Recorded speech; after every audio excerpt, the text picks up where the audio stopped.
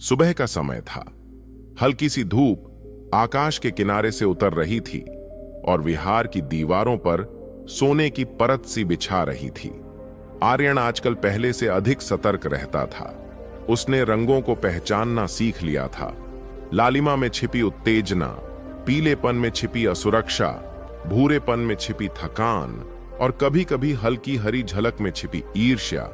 उसने सोचा था कि अब शायद बुद्ध उसे इस अभ्यास से मुक्त कर देंगे, लेकिन आज जब वह बुद्ध के सामने बैठा तो उनकी आंखों में फिर से एक नया संकेत था। बुद्ध ने शांत स्वर में कहा, आर्यन, रंग देखना अच्छा है, पर अब उससे आगे बढ़ो। रंग के साथ साथ उसका आकार भी देखो। आर्यन ने भौहें हल्की सिकोड़ लीं। आकार? क्या भावनाओं का भी कोई आकार होता है? बुद्ध ने कहा, जब भीतर कोई भावना उठती है तो वह तुम्हारे चेहरे और शरीर पर एक रूप बना देती है। यह रूप केवल दूसरों को नहीं, तुम्हें भी बताता है कि तुम किस बंधन में हो। रंग से तुम जान सकते हो कि यह कौन सी आग है और रूप से तुम जान सकोगे कि वह तुम्हें कैसे बांध रही है। आर्यन के मन में जिज्ञासा और संशय दोनों उमड़े, लेकिन वह जानता था कि बुद्ध बिना कारण कुछ नहीं कहते। उसने सिर झुकाकर यह आदेश स्वीकार कर लिया। उस दिन वह पूरे समय सावधान रहा कि यदि क्रोध आए तो केवल रंग नहीं, बल्कि अपने चेहरे और शरीर का आकार भी देखे। दोपहर को रसोई में काम करते समय एक भिक्षु ने उसके द्वारा तैयार किया गया आटा गलती से गिरा दिया। यह आटा सुबह से तैयार किया जा रहा था और इसे बनाने में समय और श्रम दोनों लगे थे। क्षण भर में उसके भीतर लालिमा उठी, जैसे किसी ने अंगारे पर घी डाल दिया हो। लेकिन इस बार उसने जल्दी से जलकुंड की ओर नहीं भागा। पहले उसने वहीं खड़े खड़े अपनी देह और चेहरे का रूप महसूस करने की कोशिश की। उसने पाया, जब क्रोध आया, उसका जबड़ा कसकर भींच गया, जैसे किसी ने उसे अदृश्य रस्सी से खींच लिया हो। होंठ पतले हो गए और गालों की मांसपेशियां खींचकर ऊपर की ओर उठ गईं। माथा सिकुड़ गया और आंखों के कोनों में एक कठोर संकुचन पैदा हो गया। उसे लगा जैसे पूरा चेहरा एक कठोर तंग मुखौटे में कैद हो गया है। एक ऐसा मुखौटा जो बाहर से सख्त और भीतर से ज्वालामुखी की तरह तप रहा है। कुछ क्षण बाद वह जलकुंड तक गया, पानी में अपना चेहरा देखा और उसे वही एहसास हुआ, मैं अभी एक कैदी जैसा दिख रहा हूं। कैदी, हाँ, वही जिसकी आंखें बाहर की ओर गुस्से से देख रही हों, लेकिन जो भीतर अदृश्य बेड़ियों में बंधा हो। उसे लगा कि क्रोध केवल रंग ही नहीं बदलता, यह उसे एक विशेष रूप में जकड़ देता है। एक ऐसा रूप जिसमें लचीलापन नहीं, केवल कठोरता और बंधन है। शाम को ध्यान के समय उसने अपनी सांस पर ध्यान लगाया। उसने मन में सोचा, रूप का यह कसाव ही वह जाल है जिसमें मैं फंस जाता हूं। जैसे ही यह कसाव आता है, मैं कैदी बन जाता हूं। रंग मुझे आग दिखाता है, रूप मुझे बेड़ियां दिखाता है। उसने महसूस किया कि अगर वह इस कसाव को ढीला कर दे तो शायद क्रोध उतना शक्तिशाली न रहे। अगले दिन उसने यह प्रयोग किया। सुबह एक सहभिक्षु ने उसकी जगह पर रखी वस्तु को हटा दिया। सामान्यतः यह उसके भीतर खींच पैदा कर देता। आज भी वही लालिमा उठी, पर उसने तुरंत अपने चेहरे और जबड़े के कसाव पर ध्यान दिया। उसने जानबूझकर अपने होंठ ढीले किए, जबड़ा हल्का खोला और भौहों का संकुचन कम किया। कुछ ही क्षणों में उसने महसूस किया कि भीतर की लपट थोड़ी धीमी हो गई है। उसे एक नया अनुभव हुआ। रूप बदलने से भीतर का भाव भी बदल सकता है। रात को वह बुद्ध के पास गया और हाथ जोड़कर खड़ा रहा। मौन व्रत अब भी जारी था, लेकिन उसकी आंखों में उत्साह की हल्की चमक थी। बुद्ध ने देखा और बोले, अब तुमने समझना शुरू किया है। क्रोध के रंग को पहचानना पहला कदम था, रूप को पहचानना दूसरा। जब तुम इन दोनों को एक साथ देखोगे, तब तुम जान पाओगे कि किस क्षण क्रोध तुम्हें अपने जाल में ले रहा है और उसी क्षण तुम उससे बाहर भी निकल सकते हो। उस रात दीपक की लौ के सामने बैठकर उसने देखा, लौ का भी एक रूप है और एक रंग है। रंग से उसकी गर्मी का अंदाजा होता है, रूप से, उसकी दिशा और फैलाव का। आर्यन ने मन ही मन कहा, मेरे भीतर का क्रोध भी ऐसा ही है। अगर मैं उसका रंग और रूप दोनों देख लूं तो शायद मैं तय कर सकूं कि यह लौ किसे जलाए और किसे प्रकाश दे। यह विचार उसके मन में एक बीज की तरह जम गया। अब वह केवल रंग पहचानने वाला साधक नहीं रहा, बल्कि रूप का भी निरीक्षक बन गया था। लेकिन उसे यह भी पता था, रंग और रूप को देखना ही अंत नहीं है। अगला कदम होगा उन्हें बदलना, ताकि अग्नि का दर्पण धीरे धीरे एक शांत झील में बदल सके। तीसरा दिन था। विहार के आंगन में सुबह की धूप धीरे धीरे फैल रही थी। आकाश में हल्की सुनहरी लाली थी, लेकिन आर्यन के भीतर आज कुछ और ही हलचल थी। कल रात वह सोच रहा था कि शायद बुद्ध अब उसकी साधना पूरी मान लेंगे, लेकिन सुबह सभा में आने पर बुद्ध ने एक नया आदेश दिया। बुद्ध का स्वर शांत किंतु गहरा था। अब तुम्हें गंध पहचाननी होगी। आर्यन ने मन ही मन सोचा, गंध? क्या क्रोध की भी कोई गंध होती है? उसने पहले कभी इस पर ध्यान नहीं दिया था। बुद्ध ने आगे कहा, रंग तुम्हें उसकी अग्नि का रूप दिखाता है, आकार तुम्हें उसका बंधन दिखाता है, और गंध तुम्हें उसकी जड़ दिखाएगी। जो उसकी जड़ को पहचान लेता है वह जान लेता है कि वह अग्नि कहां से उठ रही है। दिन भर आर्यन यह सोचता रहा कि गंध कैसे महसूस की जाए। वह भिक्षु था, ध्यान में निपुण, लेकिन यह अभ्यास कुछ अलग था। दोपहर के समय रसोई के पास काम करते हुए एक सहभिक्षु ने अनजाने में उसके हिस्से का भोजन गिरा दिया। यह मामूली बात थी, लेकिन उसके भीतर जैसे अचानक अंगारे चमक उठे। लालिमा तेज हुई, जबड़ा कस गया और वहीं परिचित बंधन का रूप। लेकिन इस बार उसने गहरी सांस ली ताकि गंध पहचान सके। पहले तो केवल गर्म हवा महसूस हुई, लेकिन जैसे ही उसने ध्यान केंद्रित किया, एक अजीब सी भारी गंध उसके नथुनों तक आई, गरम, धातु जैसी और हल्की सी धुएं की तरह। यह गंध वैसी थी जैसे गीली लकड़ी को आग में डाला जाए और वह आधी जलकर भाप छोड़ती हो। उसे यह अनुभव विचित्र और असहज लगा। शाम को वह कुएं के पास गया और पानी में झांकते हुए फिर से क्रोध को याद करने की कोशिश की। उसने धीरे धीरे जानबूझकर अपने भीतर थोड़ी खींच जगाई, पुरानी स्मृतियों को सोचकर, जब उसे किसी ने अपमानित किया था। और हां, गंध फिर से आई, गरम, भारी और जैसे किसी बंद जगह में धुआं भर गया हो। आर्यन को लगा कि यह गंध केवल सांस में नहीं, बल्कि उसके पूरे सिर के भीतर घूम रही है, जैसे क्रोध ने उसकी देह के भीतर एक चूल्हा जला दिया हो। रात के ध्यान में उसने यह अनुभव बुद्ध के सामने रखा। बुद्ध ने कहा, यही है क्रोध की गंध। यह तुम्हारे भीतर जलती हुई ऊर्जा का संकेत है, जो केवल शरीर में ही नहीं, तुम्हारी वाणी और कर्म में भी फैलती है। जब यह गंध उठे तो समझो कि जड़ जलने लगी है। आर्यन ने पूछा, तो क्या इस गंध को मिटाना होगा?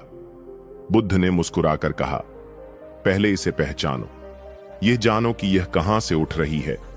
गंध झूठ नहीं बोलती, यह सीधे उस स्रोत से आती है जिसे तुम देख नहीं सकते। अगले दिन उसने अपने अभ्यास को और गहरा किया। जब कोई गलती करता तो वह केवल रंग और रूप नहीं, बल्कि उस गरम भारी गंध को भी पहचानता। धीरे धीरे उसे लगने लगा कि गंध सबसे पहले आती है, रंग और रूप से भी पहले। यह मानो एक अदृश्य घंटी है जो उसे बता देती है, सावधान, क्रोध आ रहा है। एक बार प्रांगण में एक युवा भिक्षु ने उसके पुराने वस्त्र को गलती से फाड़ दिया। यह वस्त्र उसे एक दानदाता ने प्रेम से दिया था और उसके लिए यह विशेष महत्व रखता था। क्षण भर में उसके भीतर आग उठी, लेकिन वह ठहर गया। उसने गहरी सांस ली और हां, वही गंध, गरम, जैसे किसी बंद लोहे के बर्तन में धुआं भर गया हो। इस बार उसने देखा कि अगर वह इस गंध को स्वीकार ले तो क्रोध धीरे धीरे शांत हो सकता है।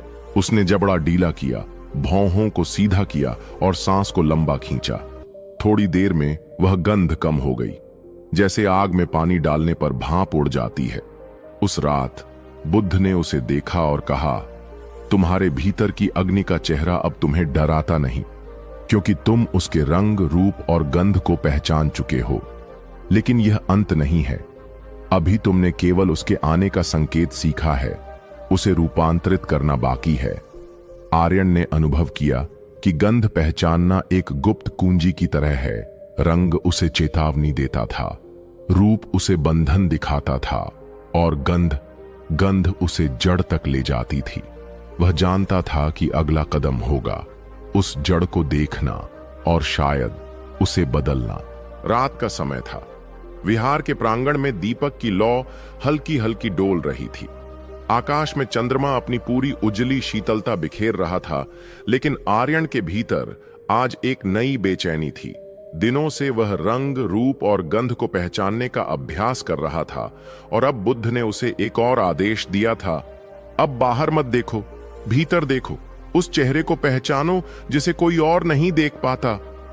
आर्यन यह सुनकर चुप रहा, लेकिन भीतर सवालों की लहर उठी। भीतर का चेहरा, वह कैसा होगा? क्या यह भी कुएं में दिखने वाले चेहरे जैसा होगा? उसने ध्यान के आसन में बैठकर अपनी आंखें बंद कीं। बाहर का संसार धीरे धीरे धुंधला हो गया और भीतर एक विशाल अंधकार फैल गया। पहले तो उसे केवल अपने विचारों का शोर सुनाई दिया। किसी ने क्या कहा, किसने अपमान किया, किसने गलती की। ये सब आवाजें जैसे उसके कानों में हथौड़े की तरह पड़ रही थीं।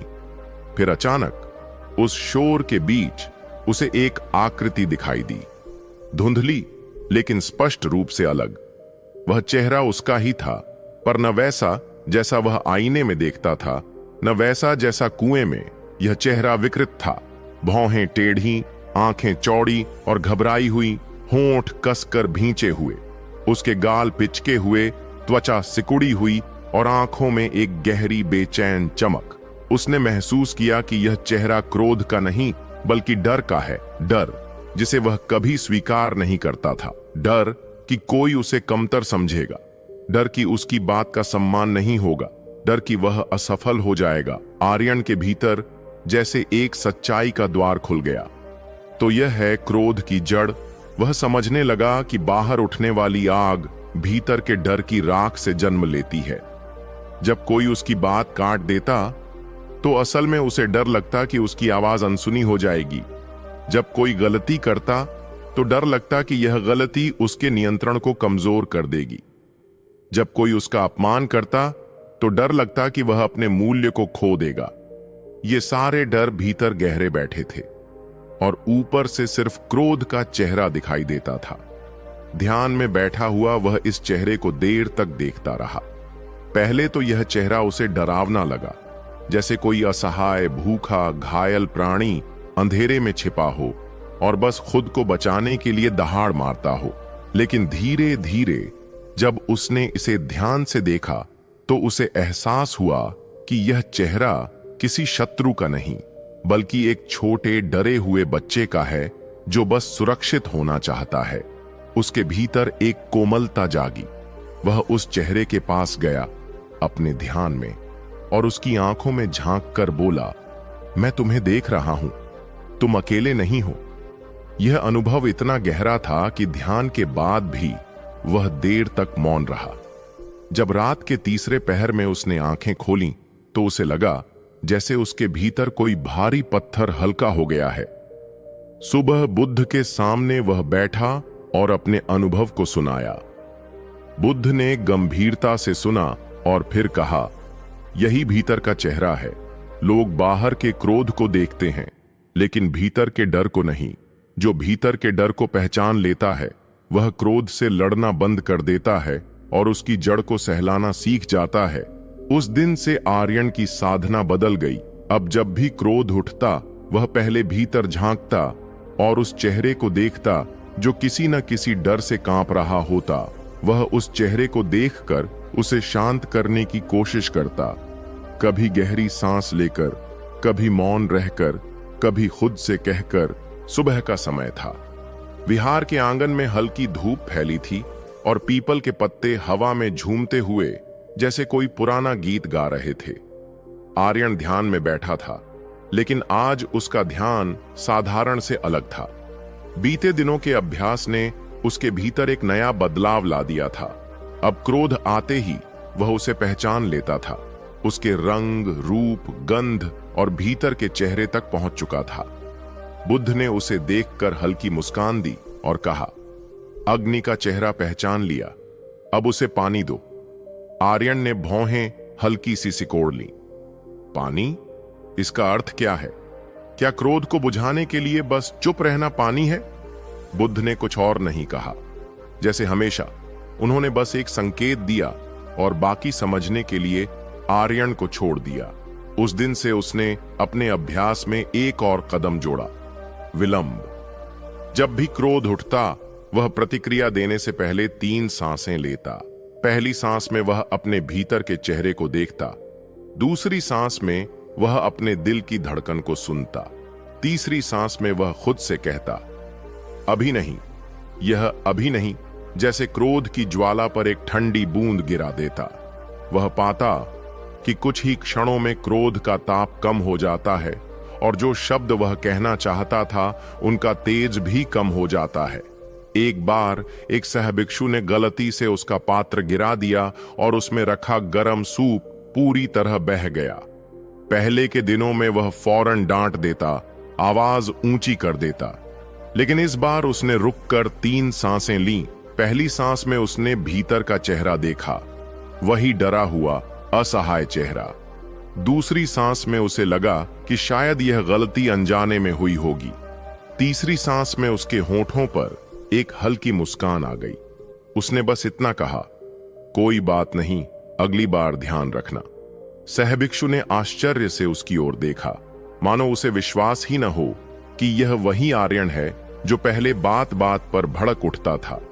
धीरे धीरे उसने पाया कि यह विलंब एक साधना बन गई है। कभी वह 5 सांसें लेता, कभी 10 और कभी तो बस मौन रहकर चला जाता। उसे महसूस हुआ कि प्रतिक्रिया में जितना विलंब होता है उतना ही मन के भीतर जगह बनती है, एक ऐसी जगह जिसमें वह सोच सकता है, महसूस कर सकता है और सही प्रतिक्रिया चुन सकता है। यह जगह ही उसका पानी थी, वह ठंडक जो अग्नि को बुझा सकती थी। एक रात ध्यान में बैठा हुआ उसने अपनी कल्पना में अपने क्रोध को देखा। वह एक जलती हुई मशाल की तरह था, तेज, गर्म और अंधेरे में लहराता हुआ। और फिर उसने देखा कि उसकी सांसें, उसका धैर्य और उसका मौन, यह सब एक ठंडे झरने के पानी की तरह उस मशाल पर गिर रहे हैं। जैसे जैसे पानी गिरा, मशाल की लपटें छोटी होती गईं और अंत में बस एक हल्का सा धुआं रह गया। इस दृश्य के साथ उसके भीतर एक गहरी शांति भर गई। बुद्ध के पास जाकर उसने यह अनुभव सुनाया।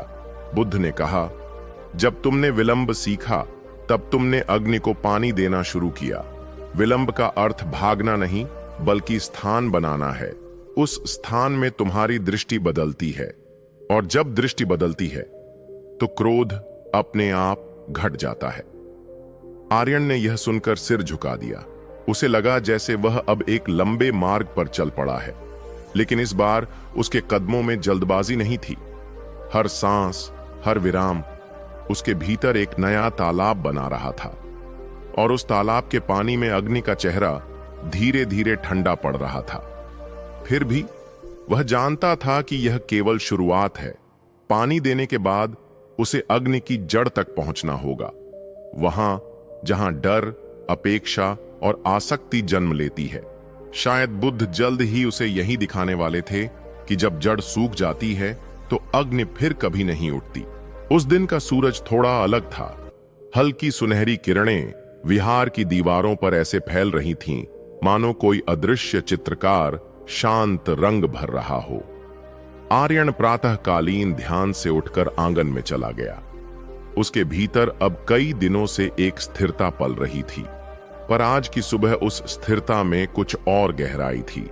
जैसे किसी झील की तलहटी में चुपचाप बैठा हुआ पत्थर, वह आंगन में कदम रख ही रहा था कि एक सहभिक्षु जो पहले से ही उससे ईर्ष्या रखता था, जानबूझकर उसके मार्ग में आकर बोला, तुम्हारी साधना दिखावे की है, तुम्हारे भीतर जो है वह बाहर से अलग है।